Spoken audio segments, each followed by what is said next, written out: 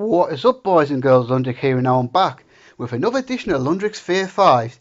Now this week, you're gonna get double your content this week, because this week we're gonna have two editions of Londrick's Fave 5 because of time and all that. Survivor Series and Takeover War Games being just 1 week away. Firstly, today I'm going to be doing a Survivor Series shows, as I've done Survivor Series matches and elimination matches. And before Saturday, there'll be a Fave 5 War Games match, because why the hell not? I love War Games, and I've got some great choices. So that's about it. Before I get to the Fave 5, just to rattle off a few honourable mentions. Survivor Series 2001, an honourable mention. We're not quite made this list because we've got I think this is 31 years now of Survivor Series. So some great Survivor Series are bound to miss the list, aren't they? Survivor Series 2007, considered but not quite made the list. Now, really underrated one, but not quite there. Survivor Series 2009, yeah. I mean, I do think that does deserve a mention. And yeah, that's all I can think of right now. So enough with the honourable mentions. Let's get to the Fave 5s. Coming at number 5, fittingly enough, we're going to go right from the start in Survivor Series 1987. Now, I think I probably mentioned before that I don't usually pick the shows that I didn't watch at the time, but there are exceptions to the rule, and I'm going to make an exception here because I just think it's a genuinely really good show. I mean, obviously, if you look back now with modern eyes at WWF 80s pay-per-views, a lot of them from a wrestler's perspective, they don't really hold up, do they? I mean, but I feel like this is one of them. So obviously, I'm not going to go over the big backstory about this show because I could talk about 20 minutes. But just for briefly, of course, this Survivor Series was created to counteract Jim Crockett Promotions in Starrcade on Thanksgiving that year. They were going to go on pay-per-view. Vince obviously threatened the cable companies and all that. I mean, the stories are out there. I mean, you can look them up if you haven't seen it, but basically, Vince decided to fuck over Crockett by running Survivor Series head-to-head and threatened other cable companies if they aired Starrcade, they couldn't air WrestleMania next year.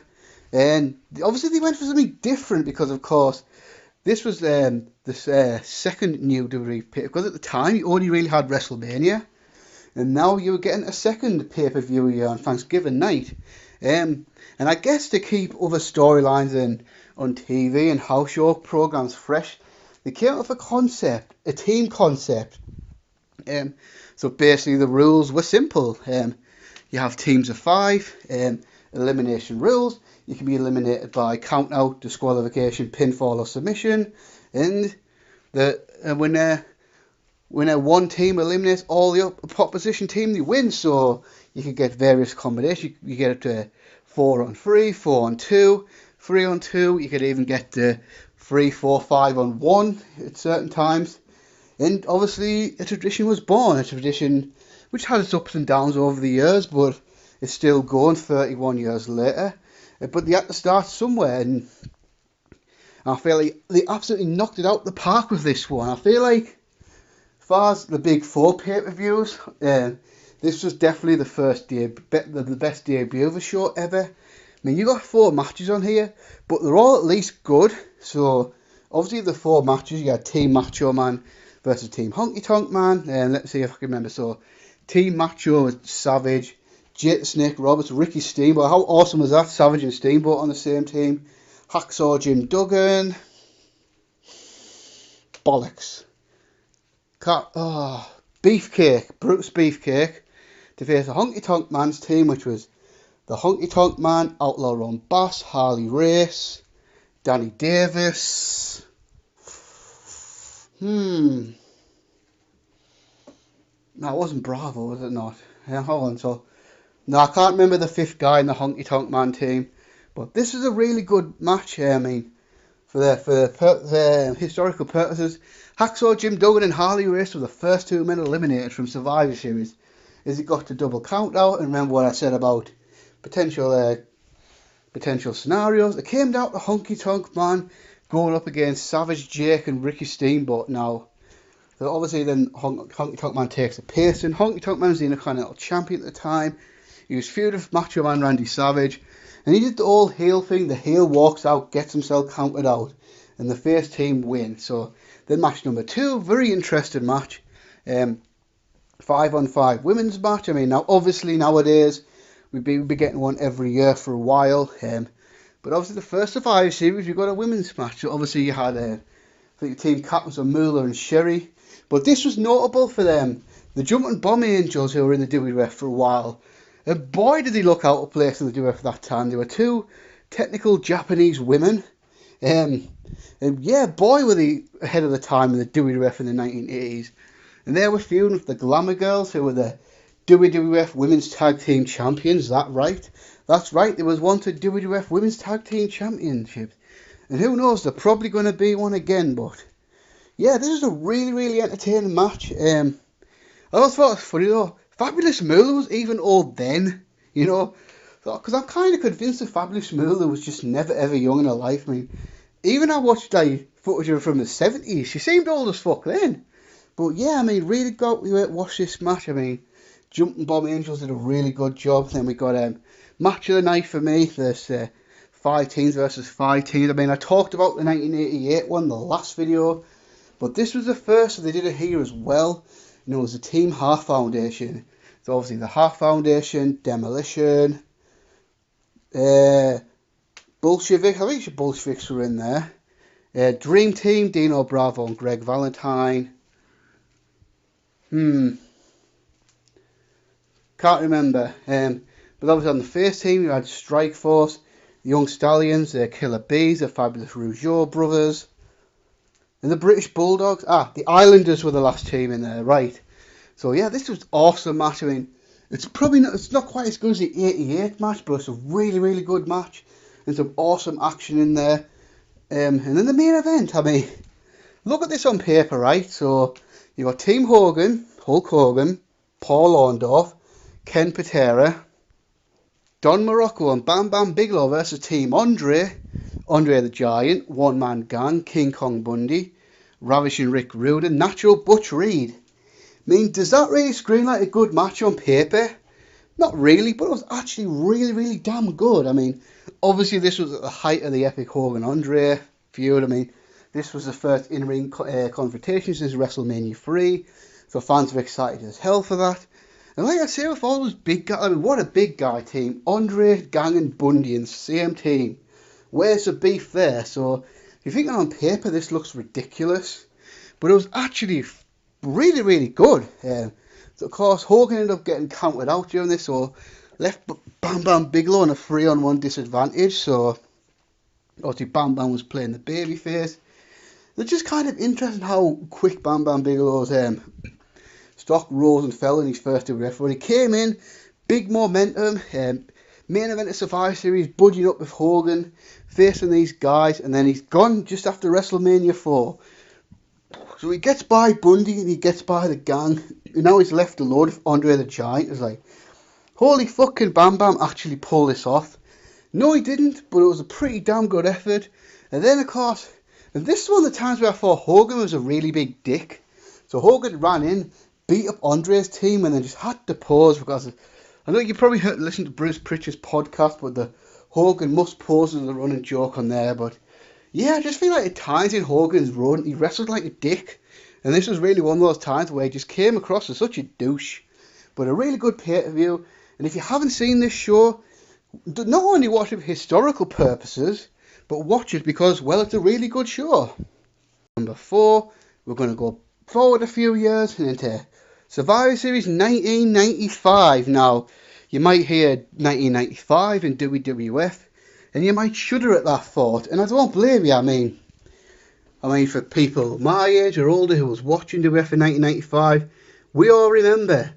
But there might be some younger fans out there who are maybe fascinated by WWF in 1995.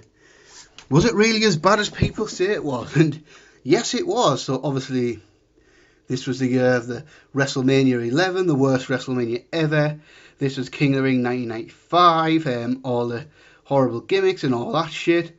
But in a steaming pile of turd that was the WWF in 1995, the Survivor Series pay-per-view pulled off a hell of a gem. Now I will say, since WCW started Nitro in September, the do-ref did noticeably start improving. Now, don't get me wrong, the product was still pretty crap, but definitely better than it had been. I mean, obviously the competition brings out better things in people. So here we go, Survivor Series 1995. If I recommend any wrestling pay-per-view from 1995, got to be this one. I mean, maybe Starrcade. Actually, maybe Starrcade as well. I think Starrcade 1995 definitely worth watching. But up and down the card, this was a really good show. I mean, it wasn't all perfect or anything, but it was a really good show. Now, we start off with a hell of a gem. The team of the Underdogs versus the Body Donners. Now, the Underdogs, Barry Horowitz, Hakushi, Bob Holly, and Marty Jannetty taking on the Body Donners, Skip, Rad Rafford, Dr. Tom Pritchard, and the freshly turned heel 1-2-3 Kid. I think 1-2-3 Kid was replacing Jean-Pierre Lafitte, and I think Bob Holly replaced Avatar. Now, this was just a very, very good match. I mean, obviously, this is coming off the Horowitz and Skip feud. Marty Jannetty was back in the WWF, and I always said when Marty Jannetty had his shit together, when he was straight, really, really good performer, and if he just kept himself straight, he probably could have had a much better career than he did. Now, of course, at the time, 1-2-3 Kid, a really good worker, and obviously this match is about spotlighting the Kid.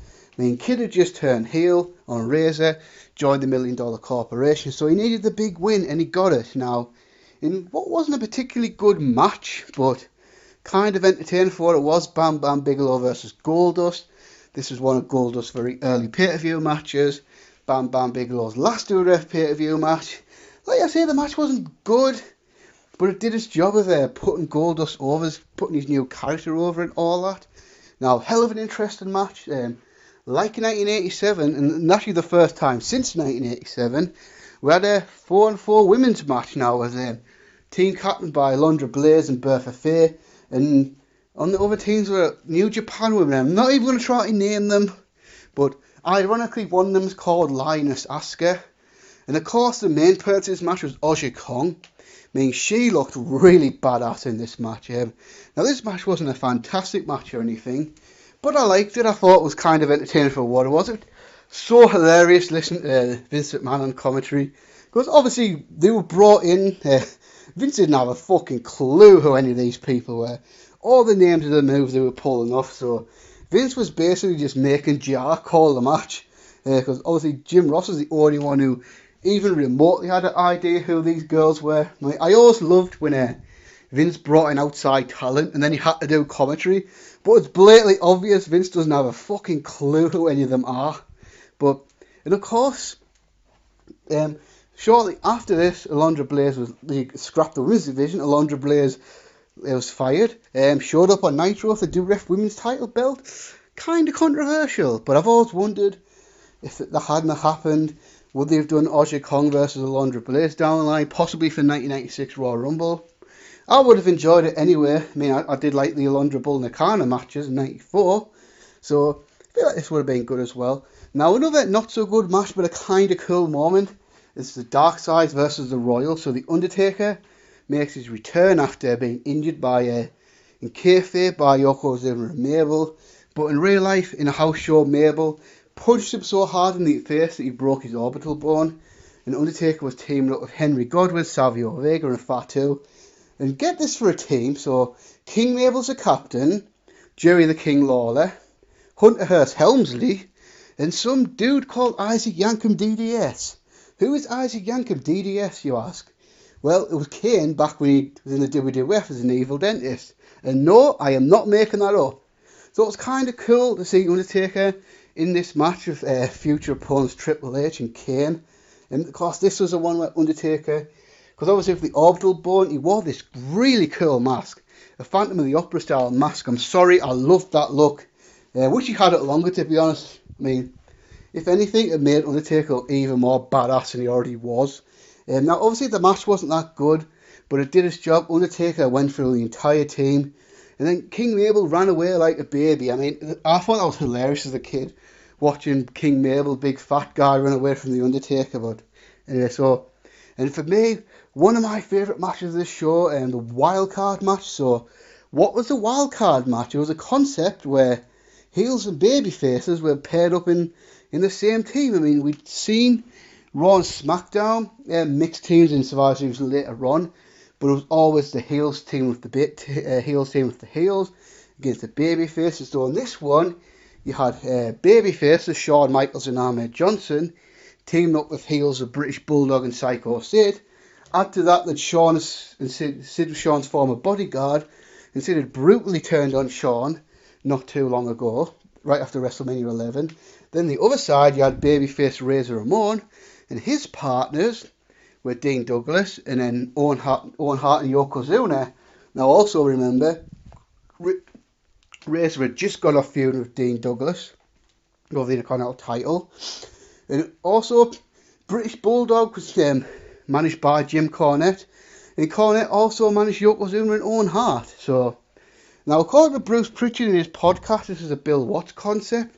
So when Bill Watts was briefed on the booking team, he came up with this. Now, Pritchard said he hated this concept, but I loved this concept. I thought it was awesome. I thought it was cool as shit. Especially as a kid to see stuff like this.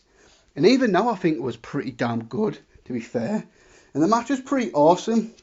I mean, it was definitely considered for the Fave 5 Survivor Series elimination matches list. But yeah, really good match. And of course, the main event, as I discussed last week, Bret Hart versus Diesel for the World Wrestling Federation title. No holds barred match. I mean, I talked about that match in some detail last week. So I won't go into it too much again. I'll just reiterate. Classic match, one of the best matches in Survivor Series history. Awesome match and a great victory for Bret Hart. And a great way to end the show. And obviously, so if you're looking for something good in WWF in 1995, watch this Survivor Series. Coming at number 3, now we're going to the Attitude Era, and we're going with Survivor Series 1998, Deadly Games. Now, before keyboard warriors start going crazy, going, OMG Londrick, the matches in here sucked, the work rate sucked, I just want to make this point perfectly clear. I do not love this show because the wrestling's good. I mean, for the most part, the wrestling's pretty mediocre, to be fair, but for sports entertainment, for storyline development, for just, storytelling in general, this is one of the greatest booked wrestling shows of all time. And for as much shit as Vince Russo gets as a booker, and a lot of it deserved, no doubt about that. I mean, I've had my criticisms of Vince Russo in the past, and I stand by everything I've said about him. This show was Vince Russo at his absolute finest. I mean, just what a fucking story. So, just as you might imagine, the Deadly Game tournament revolved around the one-night tournament to crown the new World Wrestling Federation champion. The WWF title that had been vacant since Breakdown, when The Undertaker and Kane had double pinned Steve Austin, but there was no champion. And in the following month, they had a match at Judgment Day with Stone Cold Steve Austin was the guest referee, and Vince had promised to fire Stone Cold if Stone Cold did not humble himself and raise a hand of a new WWF champion. Now, Austin was defiant, he didn't do it, and then Vince fired Stone Cold Steve Austin at the end of Judgment Day. Now, of course, in wrestling, we knew 1998, in real life, Vince would never actually fire Austin while he was in the middle of the war, when Austin was his biggest moneymaker. It was pure storyline, but it was a great one that led to the next night on Raw, which, holy crap, they would not get away with this now. So, Stone Cold basically took Vince McMahon hostage with a gun. I kid you not, by the way, he actually did have a gun with him. Kidnapped Vince McMahon, took him hostage, brought him into the ring, pretty much told the whole world that he was going to shoot Vince McMahon's brains out. I mean, wow. How this made air, I'm not sure. I mean, if he tried this today, then holy fuck, with the social media backlash be crazy. So Austin gets a gun to Vince's head. Vince looks like he's scared for his life, presses the trigger, then a little sign saying bang free 16 came out of it. So Austin was armed with a toy, and then Vince McMahon pissed himself on national television. Now, I'd like to think he probably didn't really piss himself. He probably had a squirt bottle in his trousers or something like that, but so apparently Austin had made Vince McMahon piss himself. And to top it all off, he put a document in his pocket, and that was a brand new contract to the WWF for 5 years. And the person who gave Austin that contract was Vince Vince's son Shane. So it seemed like Shane had finally had enough of his dad, all the pressure of trying to be the perfect son and all that. Whatever Shane did in sport or in school or in business, it was never enough for Vince. And Shane was finally standing up to Vince. So Vince responded by putting Shane back down to the bottom of the barrel. He was going to make him, in Vince's own words, a lowly referee. And if he doesn't do that job well, he'll put him back on the ring crew where he started all those years ago. So the massive build-up. At the same time, it looked as though Vince had handpicked Mankind to be his corporate champion. I mean, the implication that Mick Foley was dumb and gullible, so Vince McMahon could manipulate this guy and make him his champion. I mean, the Foley-Vince relationship in 1998 was just genius. From a character standpoint, absolute genius. Vince obviously absolutely detested Mankind, but Mankind genuinely liked Vince McMahon and wanted to impress him, so Vince knew this is a guy he could manipulate and maybe even mould to be his champion. Then at the same time, because Vince was getting a lot of shit from the people, because I think when he fired Austin, this is around the time that the people started chanting arsehole, arsehole at him all the time. But then Vince declared that he has a problem with the people's champion, because he has a problem with the people, so therefore Vince started targeting The Rock now. And there was at one point where The Rock had lost his spot in Survivor Series. Then he had to win it back against Mark Henry. And I think it was the Raw before, but I could be wrong. Could have been 2 weeks before. In a win-or-bust scenario, basically, so which meant The Rock beats Mark Henry. He's back in the tournament. If he doesn't beat Mark Henry, The Rock's fired. So obviously The Rock won and now he's back in the tournament. So you're looking at it, Vince. Seems like Vince wants Mankind to be his champion. But I think other guys like maybe Kane the Undertaker can put up with him as champion. But there was one thing for certain Vince did not want, and that was for either The Rock or Stone Cold Steve Austin to walk out with the champion.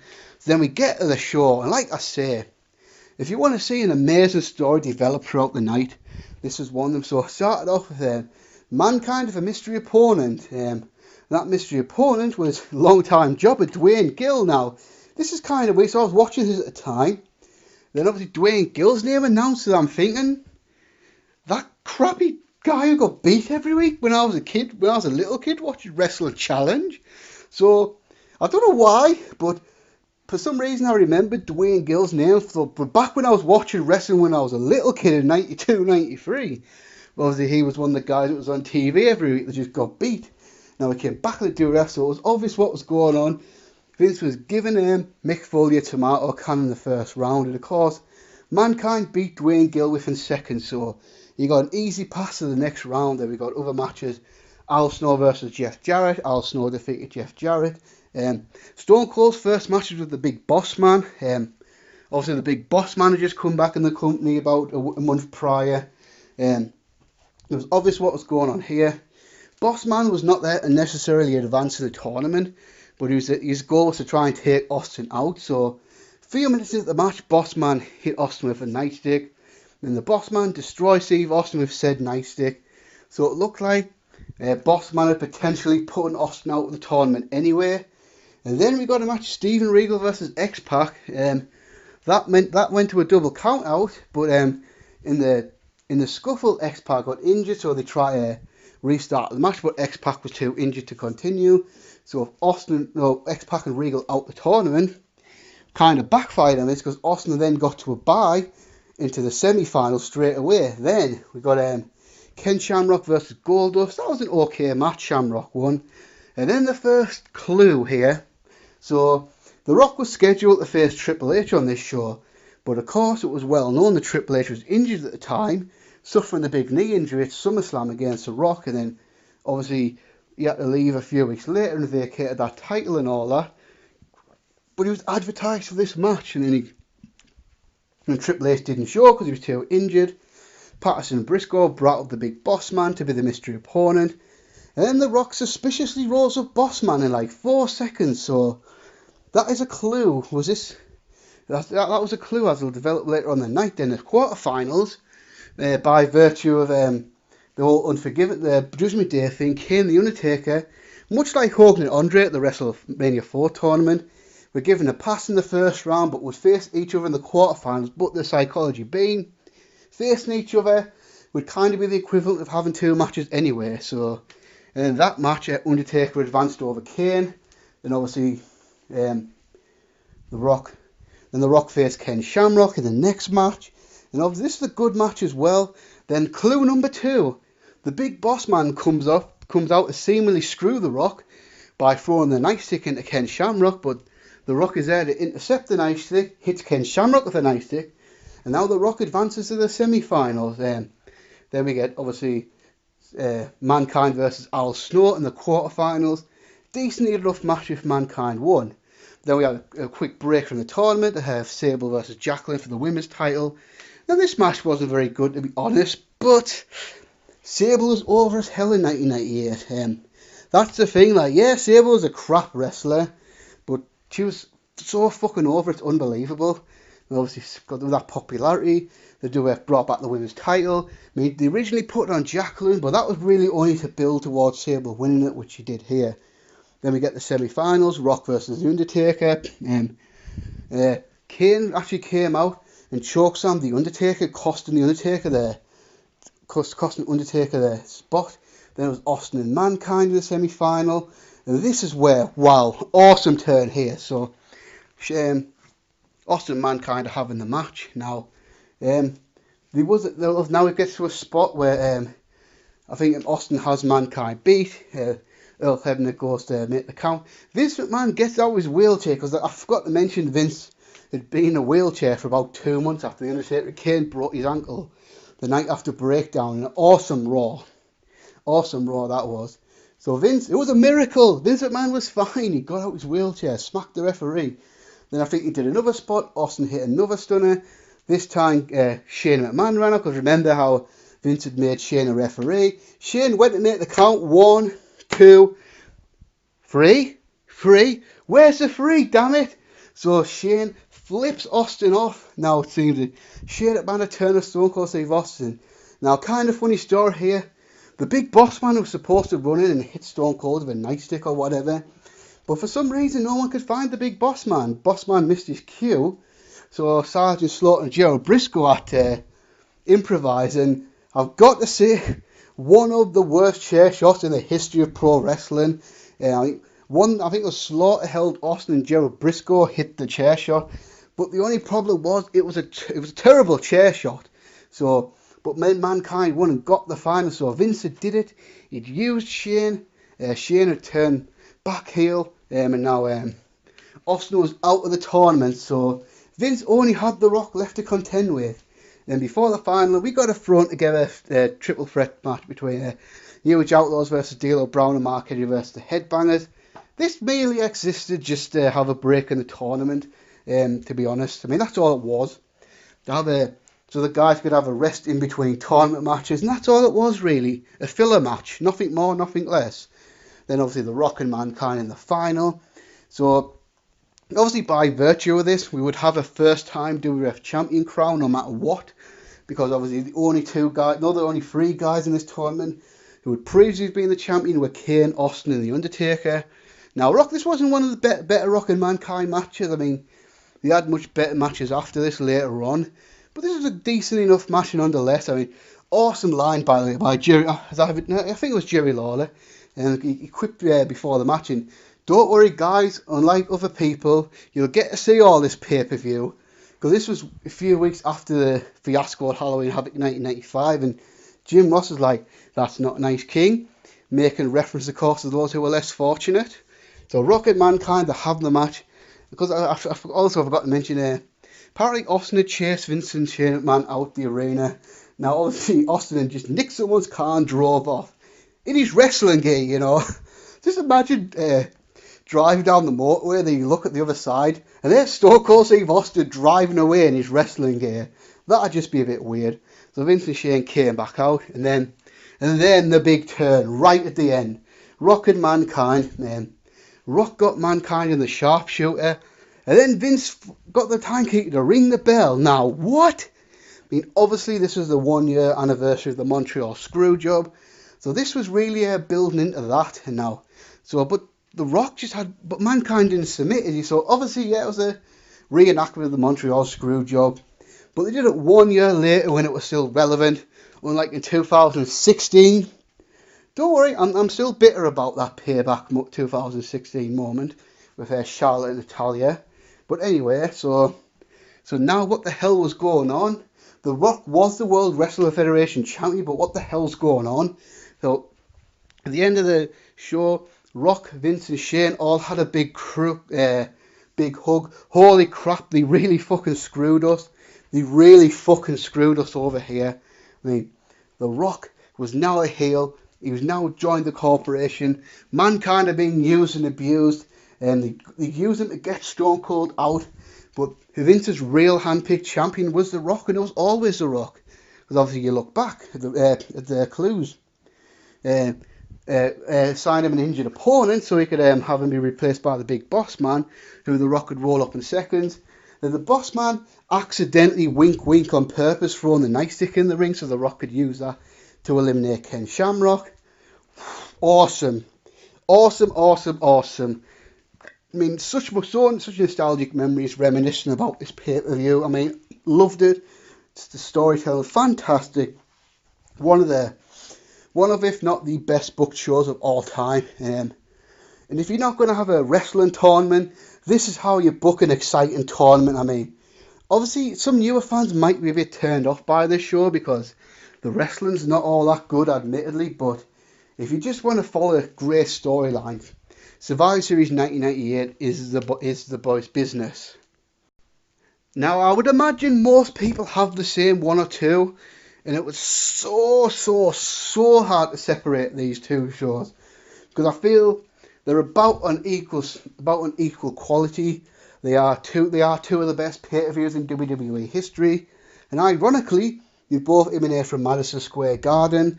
But when push comes to shove in this case, I'm gonna have to go up the show number one that I was growing up as a kid. So number 2, Survivor Series 2002. Although I will accept it's going to be probably 50-50 on this. About half you'll probably agree with me. Half you'll probably have this show as number 1. I mean, but it doesn't matter. They were both amazing shows. Both two of the greatest pay-per-views of all time. I mean, so obviously 2002 had some awesome pay-per-views that year. I mean, probably for in-ring work, one of the best years ever. Obviously, I think SummerSlam that year was the best SummerSlam ever. You had stuff like No Mercy and things like that. And this show right here, for a 6-match card, they were, I say 5 are good and 1 did its job, if that makes sense. Which I'll explain in a minute anyway. So I can't really pick any faults from this show, really, to be honest. Obviously, the opener was pretty good with Bubba Ray, Spike Dudley and Jeff Hardy versus Rico and 3 Minute Warning. In a tag team table match, this was fine, this was fun.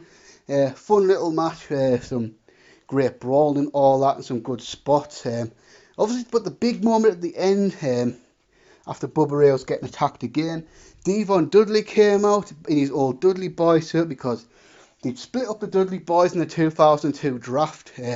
Obviously, Devon went to SmackDown as Reverend Devon, but he was coming back to Raw, and they were doing the right thing by reuniting the Dudley Boys in New York as well. Of course, obviously, the Dudleys are actually from New York, not Dudleyville, which begs the question, where the fuck is Dudleyville? But they were both, obviously, I think everyone knew they were actually New Yorkers, so they reunited in the ring.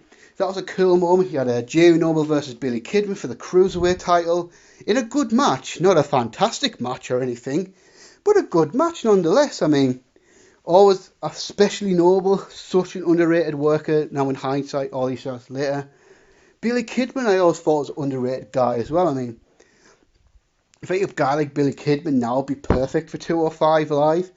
I mean, obviously Kidman was what he was. He was a cruiserweight in a big man's company. He was never going to go beyond a certain spot in the WWE. But when he was in the cruiserweight division, I feel like he did a really good job.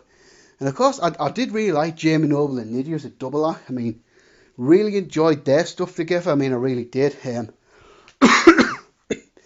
But yeah, we just had a good match here. I mean, Billy Kidman gets the win, becomes the Cruiserweight champion. Then we got Trish Stratus versus Victoria in a hardcore match for the women's title.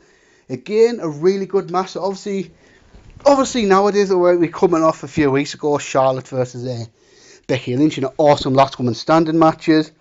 But the women didn't get that kind of time and opportunities back then in 2002. I mean, I think bikini matches were flavour of the day, pudding matches and TNA segments and all that sort of stuff. But obviously with Trish Stratus and people like Jazz and that were trying to change that perception a little bit in 2002. Then Victoria came in and did a really good job. So it was actually quite a treat to get to see the women have an intense hardcore match here. I mean, obviously they got like less than 10 minutes, so obviously with Charlotte and Becky they got like 27 minutes, so Charlotte and Becky had like 3 times as much time as these girls, but for the time they were given and the perception of the women's division at the time, this is probably one of the better women's matches of that old women's era. Obviously, not obviously the new women's revolution kind of era from the last 3 or 4 years. But before that, this is probably one of the better matches. Like I say, cool to see them actually get a neat stipulation like this. And another title change is Victoria beats Trish Stratus to become the new women's champion. And then Big Show versus Brock Lesnar for the WWE title. I won't call this a good match, but it definitely did its job. I mean, from a booking perspective, it was really good. So, obviously at this point they were building towards Angle and Lesnar for WrestleMania, but they needed to get the belt off of Lesnar onto Angle, because obviously it was probably better for Lesnar to chase Angle than for Angle to chase Lesnar. I mean, I thought that then and I think that now. So, Big Show made a great middleman, and this is a great example of how good of a booker Paul Heyman was. So, when the Big Show went over to SmackDown in 2002, for a couple of years, he'd had a rough couple of years. I mean, he'd been jobbed out a lot, he'd had his character chopped and changed. It basically wasn't seen as a big threat anymore. So, but in 1 month, with great booking and great storytelling, they had people believing the Big Show was a big threat to Brock Lesnar, because Brock Lesnar just turned babyface. And apparently it was Brock himself who requested to work with the Big Show, because they got along backstage, and I think Brock saw the Big Show as this big guy they could throw around and be look impressive. So I think the build up this match was awesome, actually, to be fair. And the story was, could Brock Lesnar do any of his big moves to the Big Show? And the answer was yes. He did a couple of suplexes to the Big Show, but in particular, Brock Lesnar was able to F5 the Big Show, which is amazing. Now, Brock was actually working this match with broken ribs as well, which is doubly impressive. I mean, I imagine lifting a 500-pound guy is difficult enough, but when you got broken fucking ribs, must be a nightmare. So, well, the match was like 5 minutes, maybe a little bit less, but it was entertaining for what it was. And then obviously Paul Heyman turned on Brock Lesnar inside of the Big Show, and the Big Show became the new WWE champion. And obviously that would lead to him dropping the belt to Kurt Angle at Armageddon, and then that led to Angle and Lesnar at WrestleMania the next year. Now, sticking with SmackDown, the SmackDown 6, I mean, great memories of that. The triple threat tag team match, Kurt Angle and Chris Benoit versus Edge and Rey Mysterio versus Los Guerreros. Now, I'll probably say compared to some of the matches he had on SmackDown, in particular the Angle and Benoit versus Edge and Mysterio matches, this was probably some of the singles matches like Edge versus Eddie Guerrero and stuff like that. This was slightly inferior to those matches, but it was a great match nonetheless. I mean, they told a good story, had some good moves, and again, new champions as Los Guerreros. They walked away with their WWE Tag Team titles. That must have been a great thrill for Eddie and Chavo, who were, obviously Eddie was Chavo's uncle, but they were only like 3 years apart. So they essentially grew up as brothers, and here they are now winning the WWE Tag Team titles in Madison Square Garden. What a great moment. And one more thing before the main event, maybe gets a little bit overlooked. This was the WWE return of Scott Steiner. I mean, obviously, when you think of Scott Steiner in that WWE run, obviously, Royal Rumble 2003 is the first thing that comes to mind.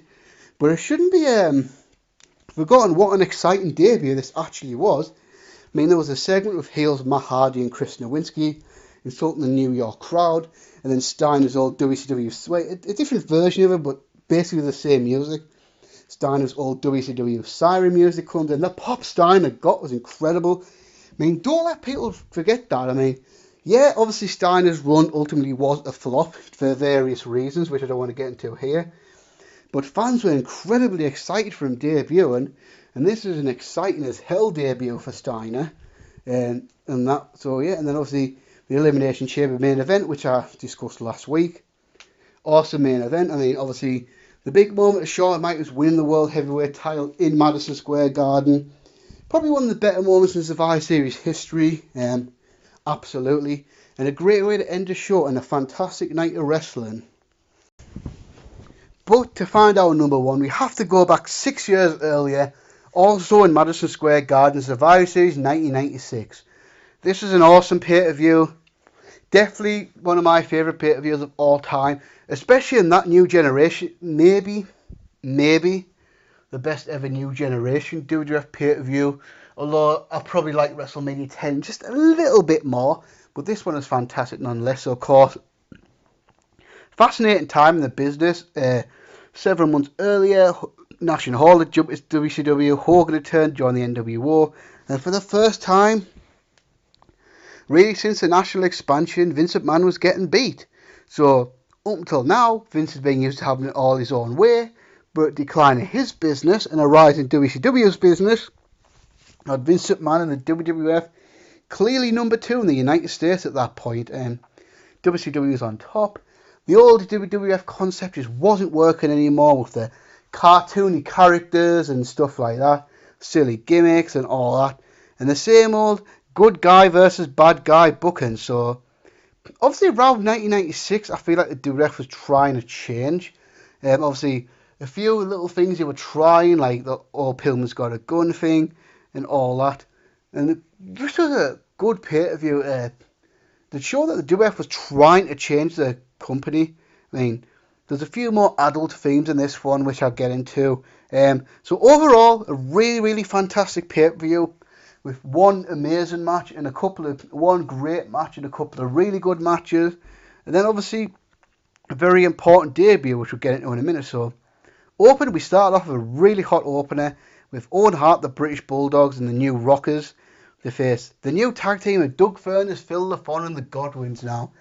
Furnas and LaFon have been a highly regarded tag team in All Japan for quite a long time. And I think they've even done stuff in ECW in 1996 as well.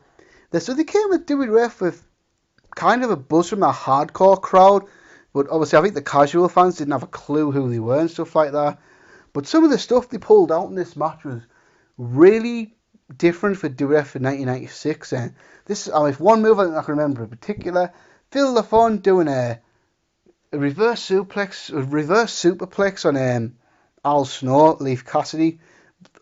Big stuff from 1996, and I think he did a awesome release German suplex and Owen Hart as well. And then Furnas and LaFon beat the tag team champions in Madison Square Garden. So looked like they had big plans for Furnas and LaFon, but probably due to a lack of charisma from them and obviously their style not really fitting too well in the WWF. It didn't really cut into much, but they had a pretty good debut. And then I guess this was like the official blow-off of the Undertaker Mankind rivalry in 1996. So for me, Taker Mankind was the feud in 1996. I mean, as a kid, I loved that feud. I can look back on it now and just remember how good it was. I mean, they had some awesome pay-per-view matches. We had a Boiler Room Brawls, Buried Alive matches, and great stuff. Obviously, Undertaker was coming back for a month after being buried alive. And this was a new era for The Undertaker, so he ditched his old gloves and socks look. Came down from the ceiling with Batman wings, which looked fucking awesome. They got an all leather attire, which didn't really stick. I mean, because he eventually altered the attire to more in-ring gear that he wore in 1997, 1998. This wasn't one of the better Taker Mankind matches. I mean, I think they had a lot better matches than this.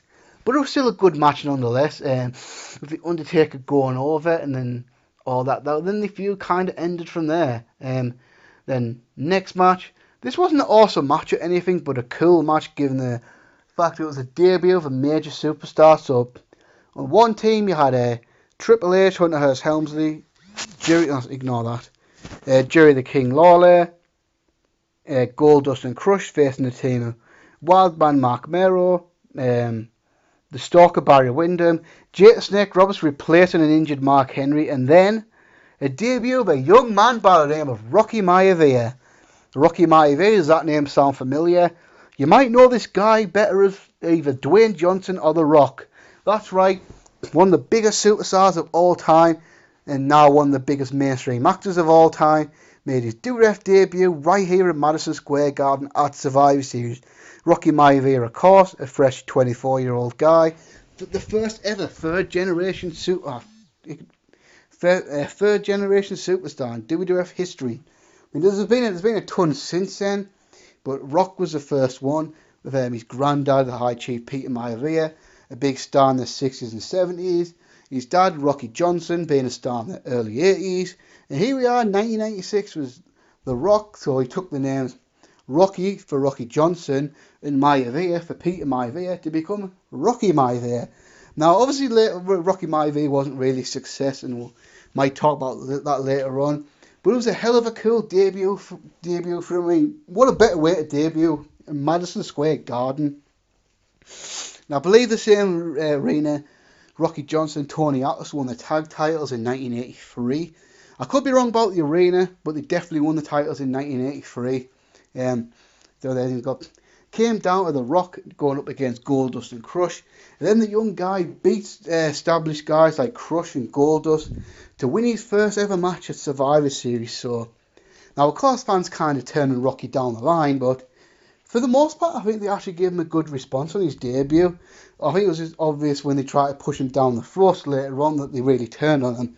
Then, of course, the classic Bret Hart Stone Cold Steve Austin match. Talked about this match last week in detail, but again, I'll just reiterate, for me, the best match ever at Survivor Series. Just a complete classic. I mean, Stone Cold's first really big match in the WWF. Bret Hart's televised comeback after taking time off after WrestleMania 12. Coming after being in a bidding war between WWF and WCW, signing the 20-year WWF contract. And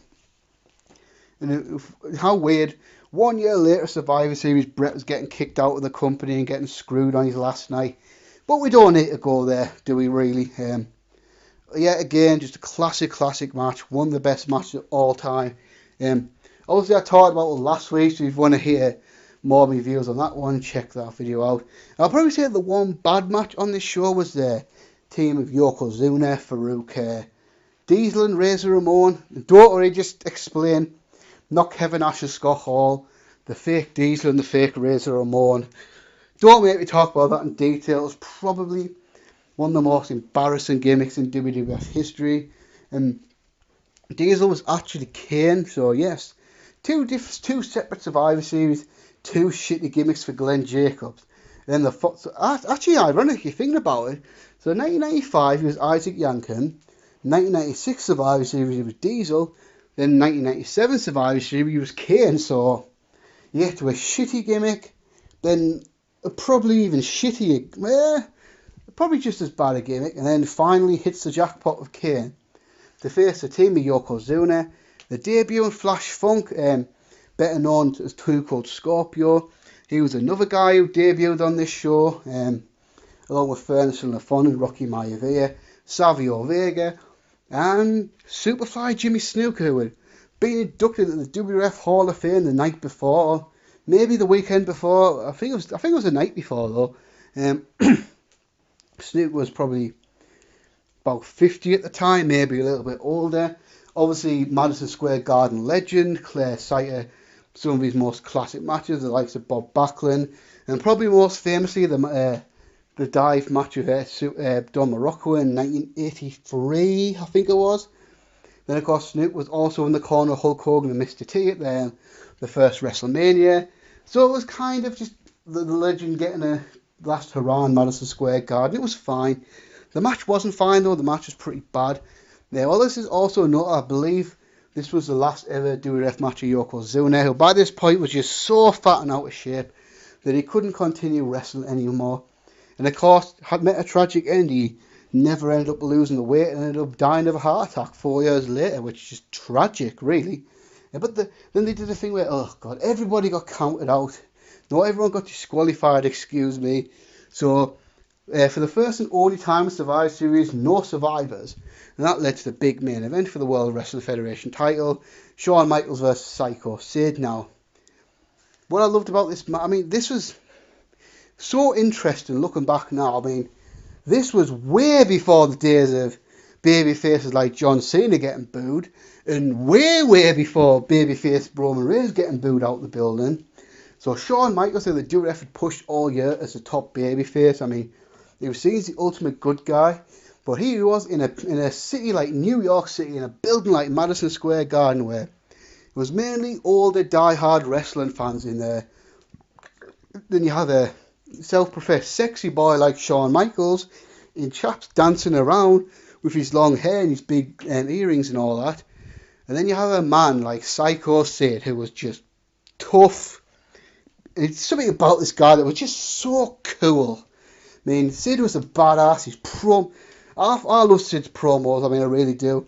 I always love like the start when he's hollering and screaming, and then all of a sudden his demeanor changes and he talks like this, because I am the master and the ruler of the world. I just love Sid's promos. I mean, I really do. So yeah, I mean, at the time it was nowhere near the norm for top babyface to get booed out of the building, which is exactly what happened here. I think even Vince was shocked. I mean, Vince seemed kind of flustered on commentary if you listen to it carefully. So yeah, an awesome atmosphere. It really was. Obviously, this was probably, it was Sid's best ever match. I mean, 1996, Shawn Michaels, super worker, and I think him more than anyone was able to get awesome matches out of Sid. I think this has to be the pick of the bunch here. And only in this match, really.